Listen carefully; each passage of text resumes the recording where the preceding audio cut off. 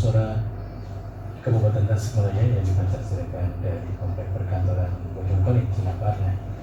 Dan pada saat sekarang, hari ini hari Kamis 10 Maret 2022, hari Kamis kedua, dan seperti biasa Anda bisa menyimak program dari KPU Kabupaten Tasikmalaya.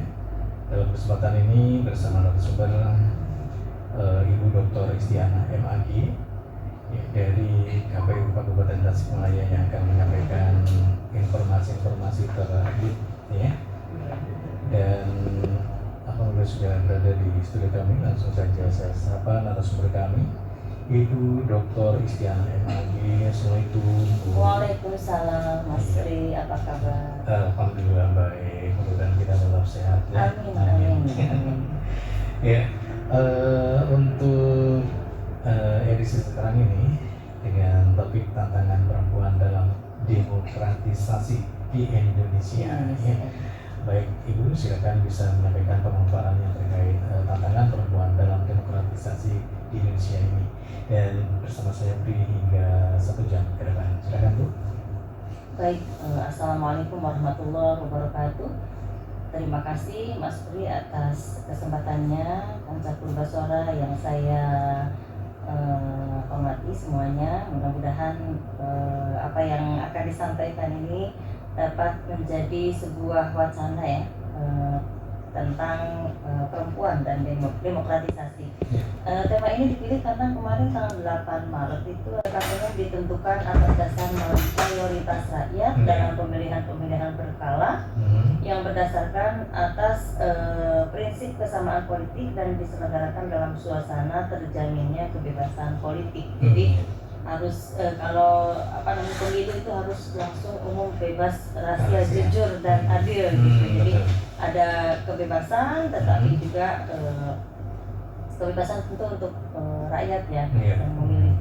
Nah kemudian demokrasi itu kan ada syaratnya ya. Bagaimana agar sebuah sistem pemerintahan tadi ya yang dari rakyat oleh rakyat dan untuk rakyat itu berjalan dengan baik. Jadi ada syaratnya, harus ditunjang oleh budaya politik yang sesuai dengan prinsip-prinsip. Jadi ini ada prinsip-prinsip demokrasi.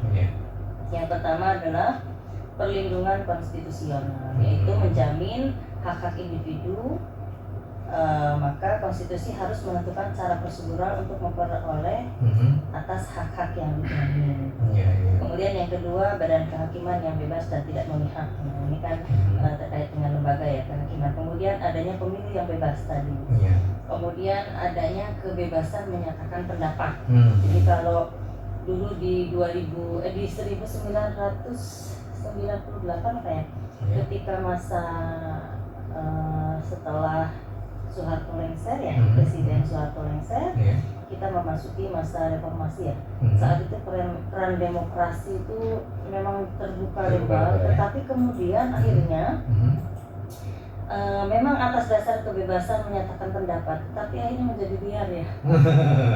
Jadi ya suka macam itu yang mulai dari isu apapun, termasuk sampai mohon maaf majalah tabloid yang banyak yang menjual seksualitas perempuan itu atas nama kebebasan menyatakan pendapat ya.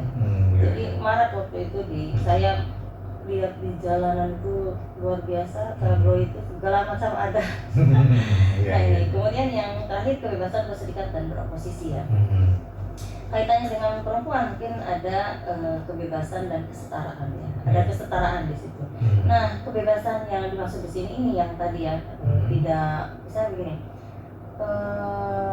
Saya berteriak-teriak itu kan hak ya, hak asasi ya, boleh.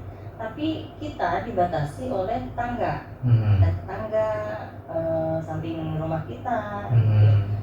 Boleh teriak-teriak kalau di dalam kamar ya. Tapi kalau teriak-teriak di ruang publik itu kan ada.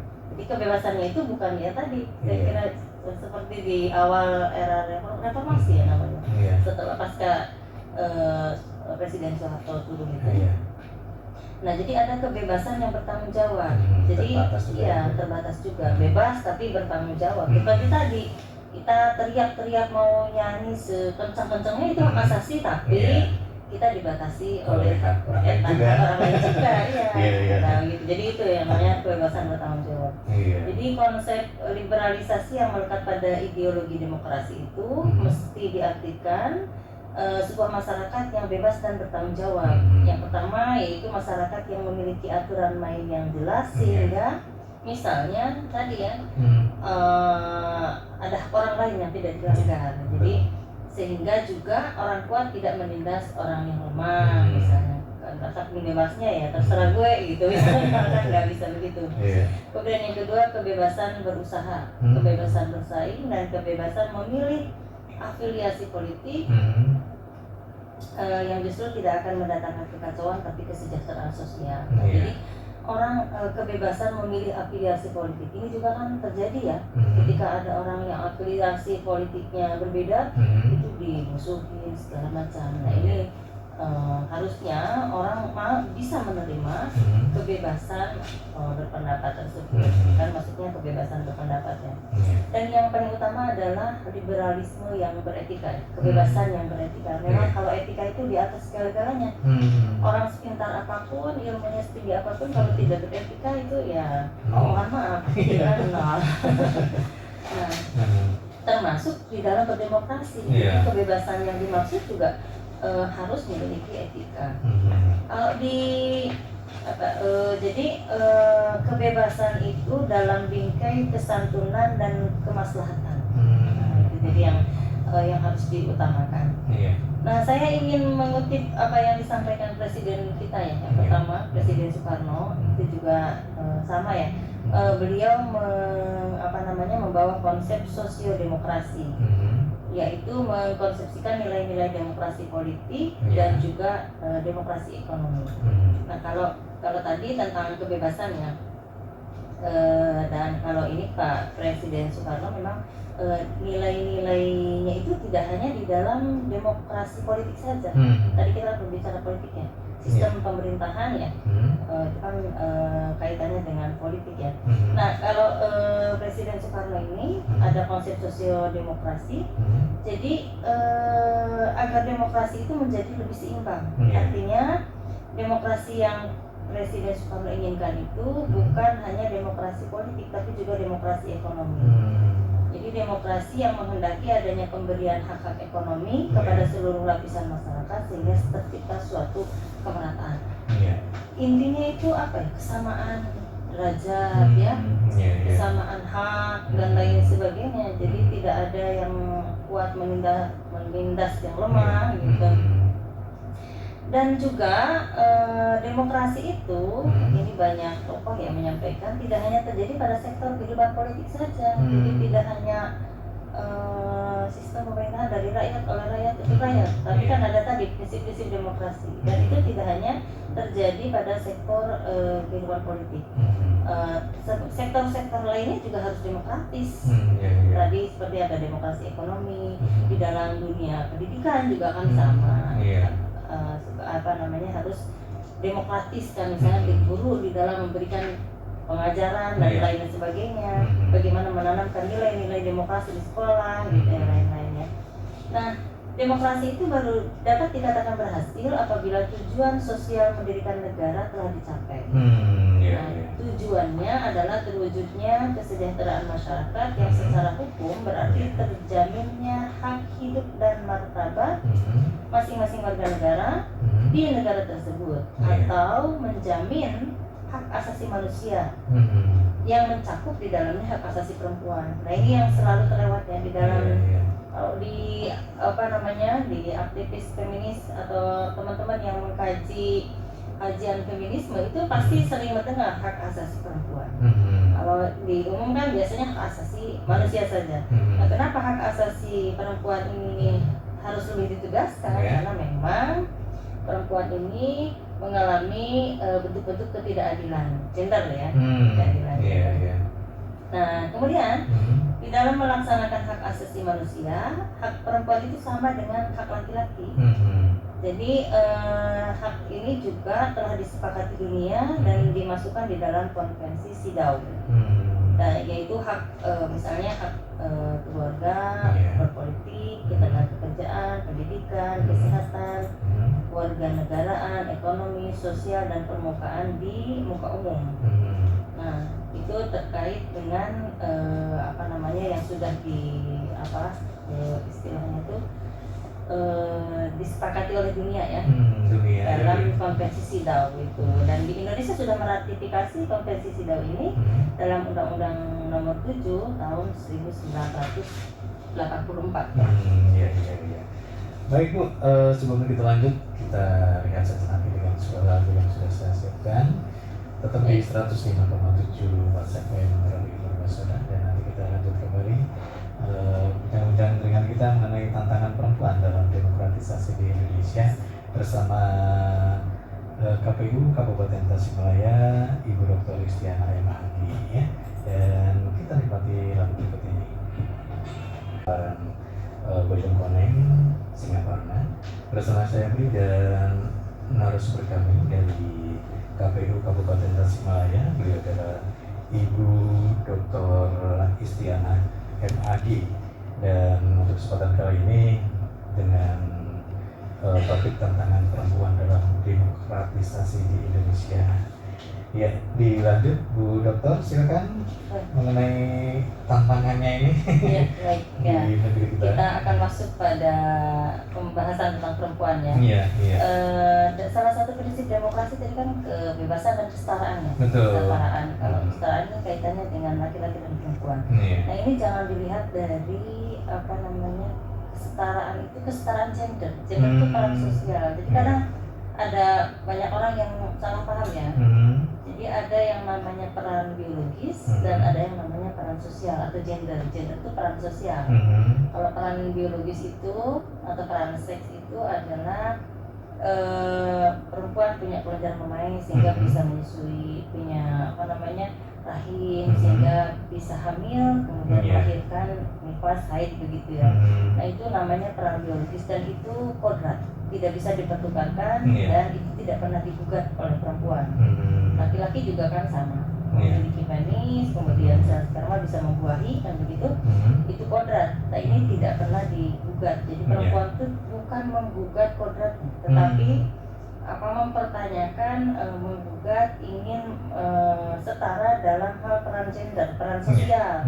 Peran sosial itu kan belajar, bekerja, kalau di rumah itu mungkin mengurus rumah tangga kan. Itu mengurus rumah tangga mungkin semua orang juga mengalami, yang laki-laki juga turut membantu istrinya untuk mengerjakan pekerjaan rumah tangga. Nah, itu peran sosial.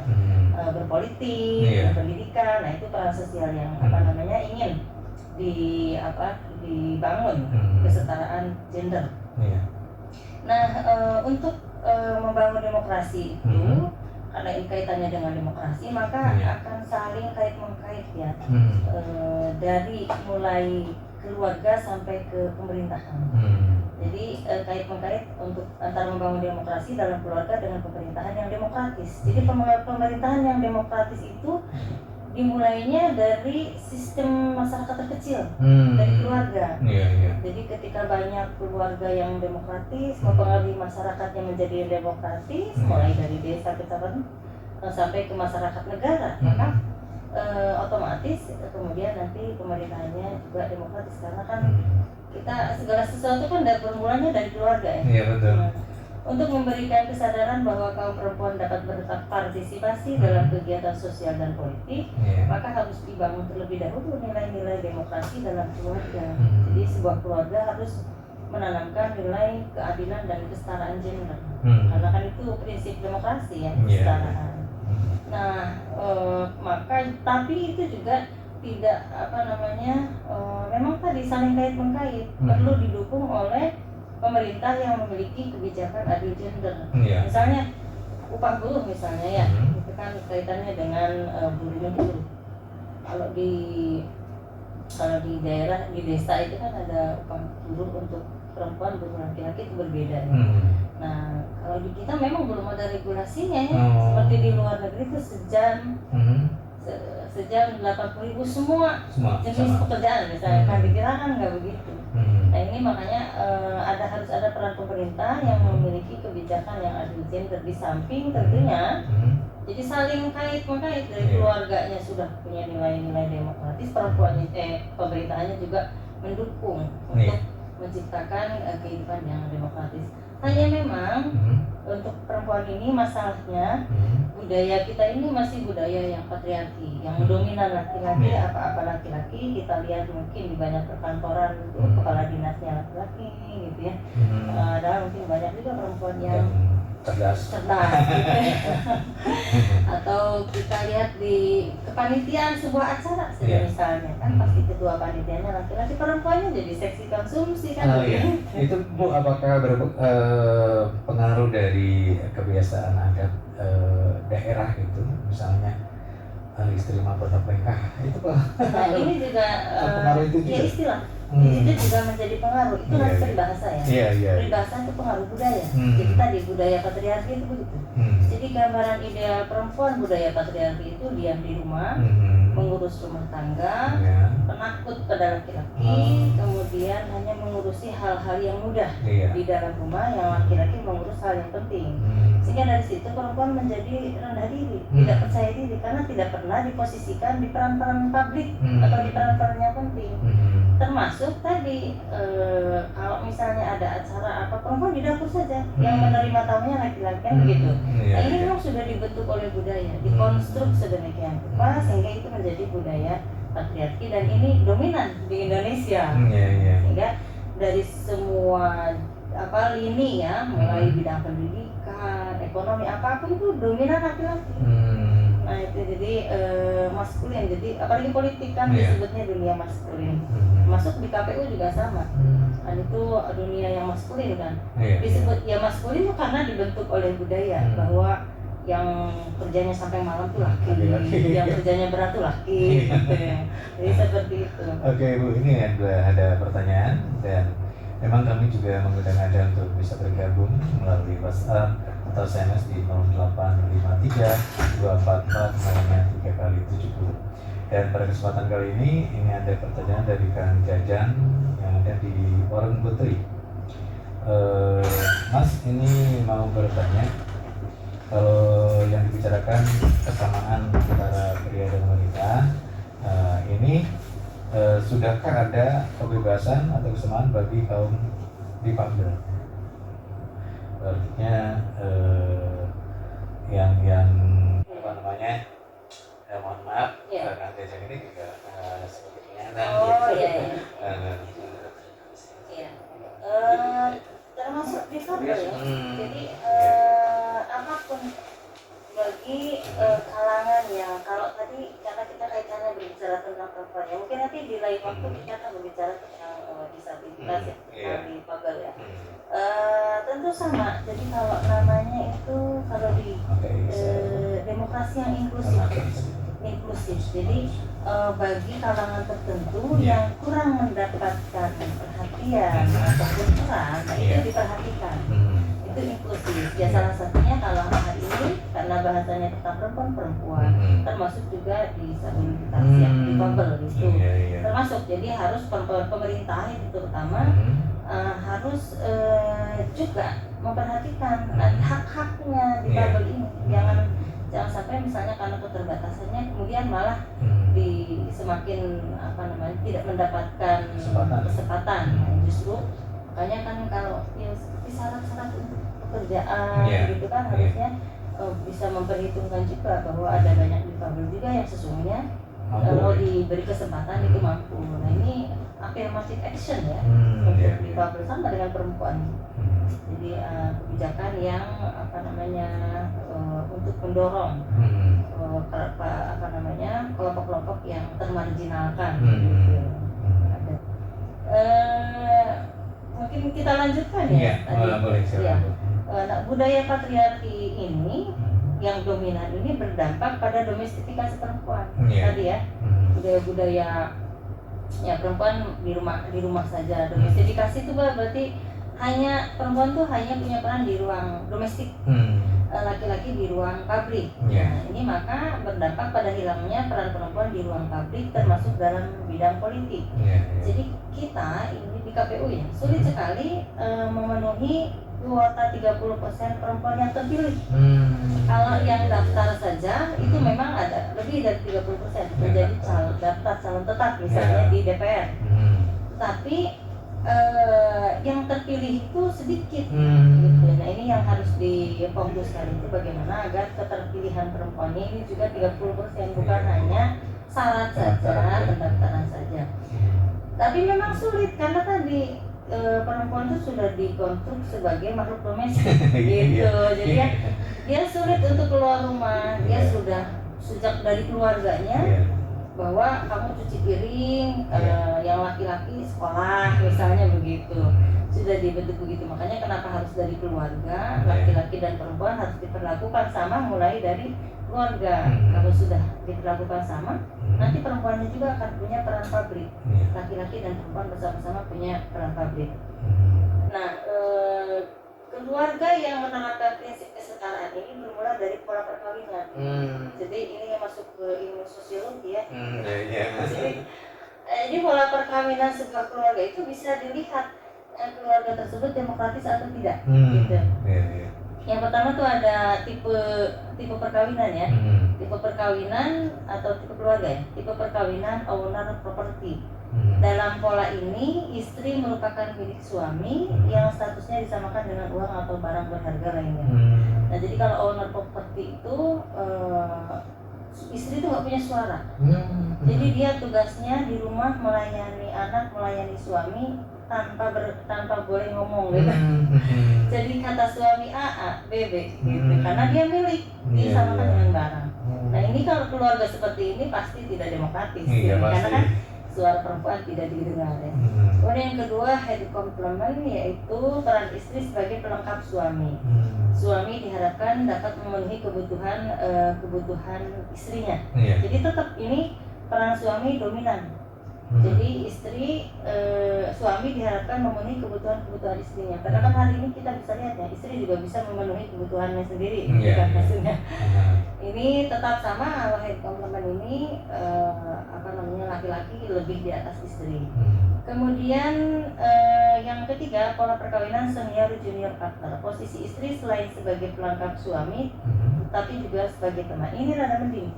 Jadi agak mending ketika ada keputusan keluarga itu tetap bisa diambil bersama. Tetapi tetap ini posisi laki-lakinya lebih tinggi daripada istri. Yang keempat, pola perkawinan equal partner. Nah ini yang suami dan istri punya posisi sama dalam keluarga. Tentu ini berbeda dengan pemahaman keagamaan ya. Ini sosiologi ya. Saya lihatnya dari sisi sosiologi, bukan dari sisi agama ya. Dalam pola perkawinan equal partner ini, posisi suami setara dengan istri. Jadi tidak ada yang lebih tinggi, tidak ada yang lebih rendah. Ini mirip di KPU, namanya kolektif kolegial. Iya. Yang menjadi kepala keluarga bersama, yang mencari nafkah bersama, kemudian mengurus anak bersama, mengurus urusan domestik bersama, pabrik bersama. Nah ini memang kalau dari sisi sosiologis, sosiologi ya, perkawinan yang nomor 4 ini, equal partner inilah yang kemudian akan melahirkan keluarga yang demokratis. Karena ketika orang tuanya sudah berposisi setara ya, laki-laki dan perempuan, ke anaknya sama. Jadi memperlakukan anak laki-laki dan perempuan itu sama saja gitu, tidak ada beda. Kalau masa dulu ya, laki-laki lebih disekolahkan tinggi, perempuan tidak, karena katanya perempuan nanti juga di rumah. Nanti juga di dapur. Nah itu kan tadi pola perkawinan 1, 2, 3 itu. Nah itu mungkin kira-kira tantangan perempuan dalam demokratisasi di Indonesia adalah masih dominannya budaya patriarki. Namun bukan tidak mungkin para perempuannya bisa mendobrak budaya tersebut untuk bersama dengan laki-laki berkiprah di ranah publik. Ya oke Bu, ini sudah ada pertanyaan lagi yang masuk. Assalamualaikum. Waalaikumsalam. Selamat pagi menjelang siang untuk Kanca Pas FM dan juga Ibu narasumber. Mas Tri, ini dengan Iwan Pai Mangkubumi. Saya mau menanyakan kepada Ibu narasumber terkait demokrasi. Apa yang menjadi ciri khusus sebuah negara ataupun suatu pemerintahan daerah yang sudah menjunjung tinggi atau menerapkan sebuah nilai demokrasi ketika menjalankan pemerintahannya. Berikan contohnya, Mas Pri. Dari saya cukup sekian atas jawabannya. Saya ucapkan terima kasih. Ya baik, Kang Iwan Pai di Mangkubumi, silakan. Baik, Ibu terima Dokter. kasih ya, Iya. pertanyaan yang luar biasa. Baik, bagus sekali pertanyaannya. Contohnya saya hanya memberikan satu contoh ya, karena Iya. tadi kan diminta satu contoh tapi kaitannya dengan perempuan. Apa yang sudah dicanangkan oleh Presiden Gus Dur terkait dengan pengarus utamaan gender itu salah satu untuk memenuhi prinsip demokrasi ya. Jadi di setiap pemerintahannya, di lembaga ya, Iya. lembaga itu harus betul-betul memperhatikan peran serta perempuan. Itu pengarus utamaan gender itu. Jadi bagaimana perempuan dilibatkan sebagai bukan hanya perempuan itu bukan objek, tetapi juga subjek pembuat kebijakan. Nah, itu dilibatkan seperti itu. Saya lihat kalau di Kabupaten Tasik ini sudah demokratis ya, ada kepala dinas yang perempuan, kan begitu. Banyak juga kasih yang perempuan. Nah itu sudah demokratis untuk Tasikmalaya. Kira-kira contohnya seperti itu ya. Ada nilai-nilai kesetaraan di dalam lembaga pemerintahan yang itu sudah diperjuangkan oleh Presiden Gus Dur terkait dengan pengarus utamaan gender. Ya, begitu Kang Iwan Pai yang berada di Mangkunegaran.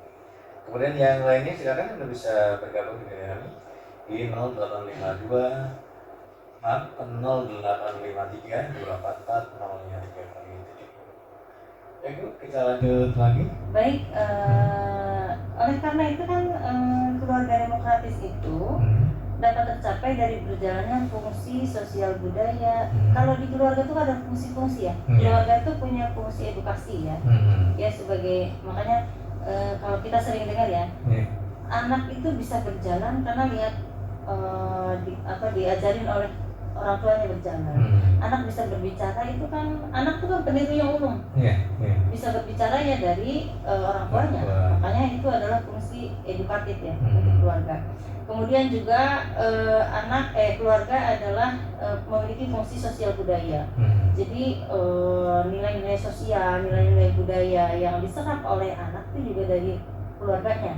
Dari keluarga bagaimana misalnya tadi ya budaya. Kalau misalnya di budaya di keluarga tersebut memang sudah tidak dominan patriarki, itu nempel pada anaknya. Kemudian juga bagaimana fungsi sosial keluarganya. Dan yang terakhir ini sebenarnya banyak ya fungsinya, tapi karena kaitannya dengan perempuan, kesetaraan gender, saya menyebutkan 3. Satu lagi fungsi agama. Jadi memang agama itu juga di sebuah keluarga itu kan mereka pasti beragama ya.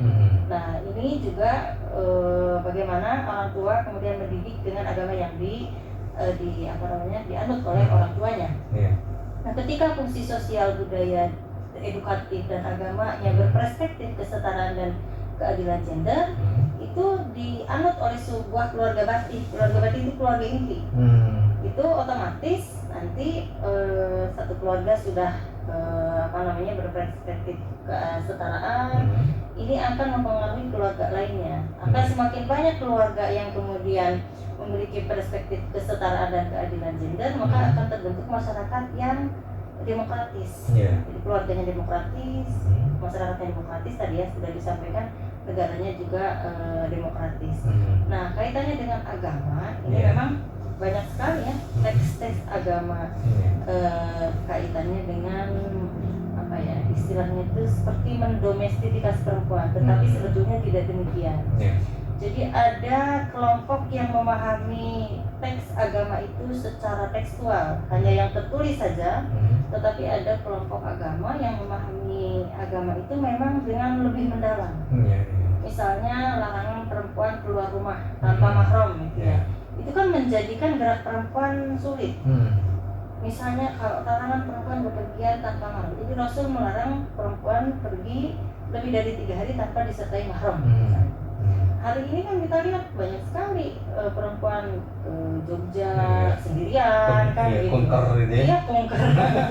Nah itu kan tidak disertai mahramnya. Bahkan akhirnya, nah ini kan memahami hadis ini. Hadis itu ketika memahami sebuah hadis kita harus paham sebab-sebabnya kenapa Rasul menyabdakan hadis tersebut. Jadi hadis ini dikeluarkan oleh Rasul saat itu dalam kondisi perang. Jadi kalau di Arab itu kan begitunya gurun ya. Banyak juga laki-laki nakal gitu kalau di gurun itu, dan juga kondisinya perang. Maka tidak boleh perempuan bepergian lebih dari 3 hari tanpa mahram, begitu. Tapi faktanya ketika sudah kondisi aman pun Siti Aisyah juga pernah pergi berhaji dengan sahabat-sahabat perempuan lainnya, gitu kan. Kalau mahram kan bapaknya, suaminya, gitu, kakaknya. Nah ini memahami ini karena terkait dengan agama ya. Jadi memahami teks agama itu tidak boleh hanya apa yang tercantum di dalam tulisannya saja, tetapi harus dipahami dan itu ada literaturnya. Kenapa sebuah hadis disabdakan begini dan lain sebagainya ya. Kemudian juga terkait dengan ya itu masuk pada larangan perempuan beraktivitas di ruang pabrik, karena ada istilah kewajiban mencari nafkah itu hanya kewajiban suami.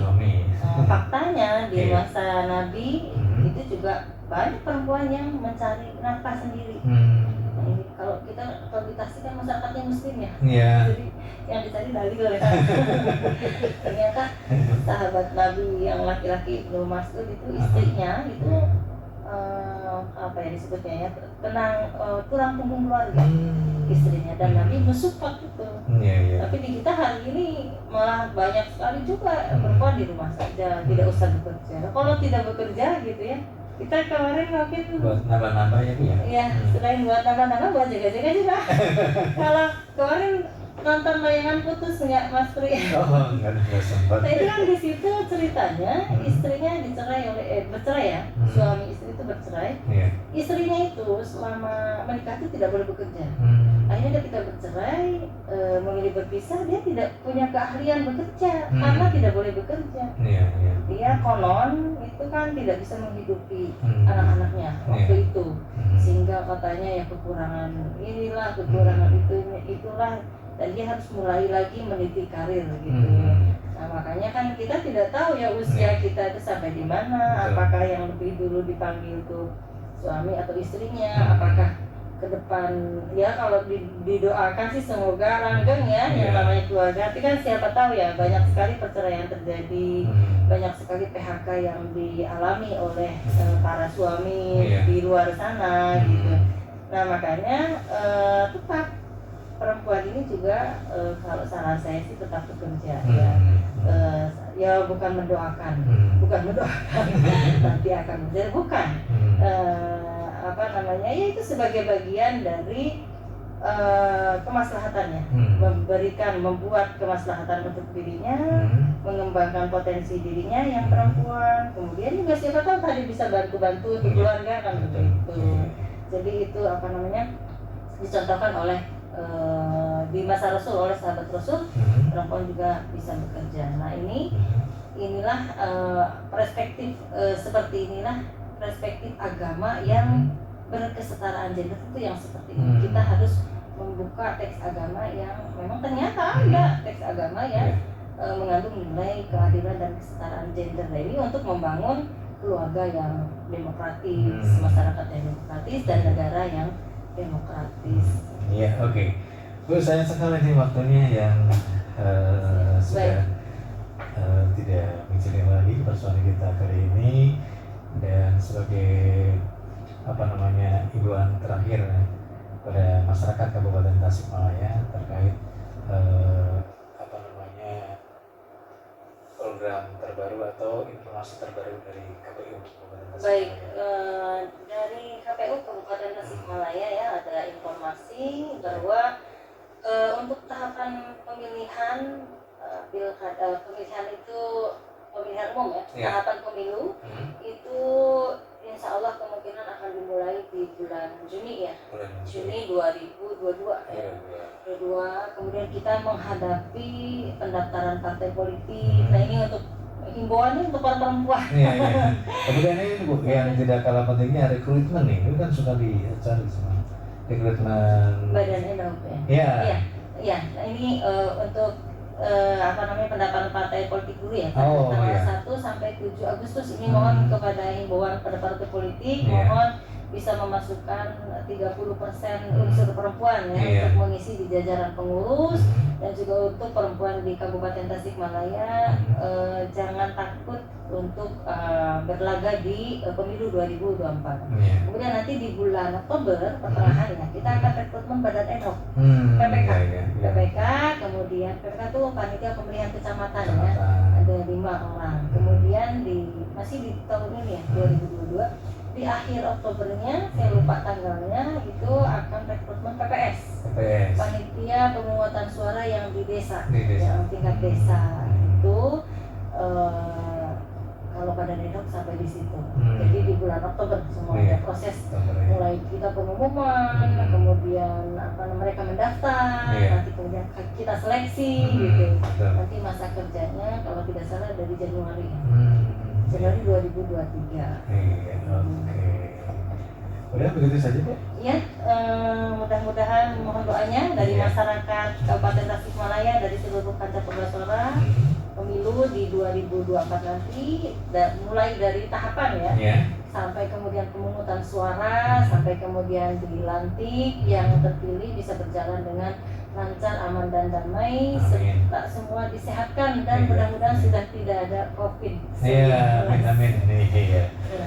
Oke, baik, terima kasih untuk Ibu Dr. Istiana MAG, beliau adalah dari KPU Kabupaten Tasikmalaya, dengan topik tantangan perempuan dalam demokratisasi di Indonesia, mudah-mudahan bermanfaat. Saya beri diri, sampai jumpa dan wassalamualaikum warahmatullahi wabarakatuh.